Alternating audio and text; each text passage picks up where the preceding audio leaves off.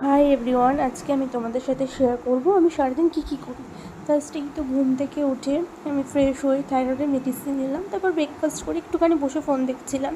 তার মধ্যেই মেয়ে কান্নাকাটি শুরু করে দিয়েছে। ওকে তুলে খাইয়ে তারপরে ওর একটু ঠান্ডা লেগেছে বলে নাকি একটু ড্রপ দিলাম।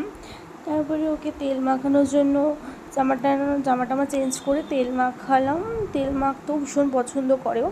তারপর তো স্নান করার সময় তো কোনো কথাই নেই, স্নান করতে ওকে যতক্ষণ জলে রাখবে ততক্ষণ জলে থেকে স্নান করবে। তোমাদের কার কার বাচ্চারা এত স্নান করতে ভালোবাসে একটু বলে। তারপরে ওকে রেডি করে পুরো ঘরের কি অবস্থা দেখেছো, এদিকে জিনিস চারিদিকে লণ্ডভণ্ড, সেগুলোকে ভালো করে গুছিয়ে পরিষ্কার করলাম, কারণ বাচ্চা থাকে, নোংরা থাকলে তো চলবে না। পরিষ্কার টরিষ্কার করে রাখলাম।